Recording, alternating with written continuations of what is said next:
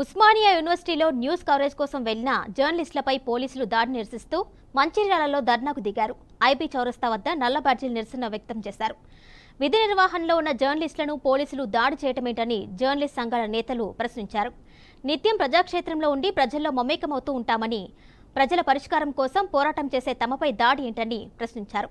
పోలీసుల దాడి హేయమైన చర్యగా అభివర్ణించారు. ఈ ఘటనలో న్యాయం జరిగేంత వరకు పోరాటం చేస్తామని తేల్చి చెప్పారు.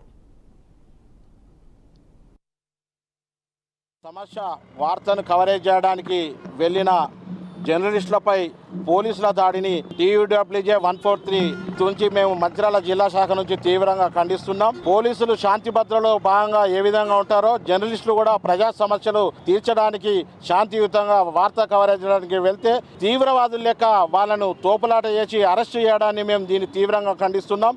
ప్రభుత్వానికి కూడా హెచ్చరిస్తున్నాం.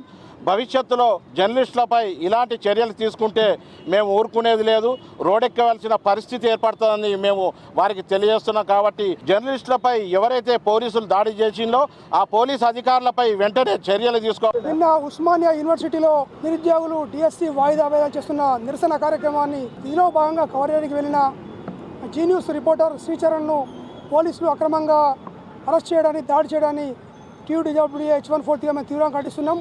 ప్రజా సమస్యలను నిత్యం వెలుగుచాటే జర్నలిస్టులపైన పోలీసుల దాడి చాలా అమానుష చర్య. దీన్ని మేము తీవ్రంగా ఖండిస్తున్నాం. ప్రభుత్వం కూడా జర్నలిస్టుల తీరును గుర్తించాలి. అదేవిధంగా ఎవరైతే పోలీసులు దాడి చేసిందో వాళ్ళపైన తక్షణ చర్య తీసుకోవాలని కూడా TUWJ 143 డిమాండ్ చేస్తున్నాం.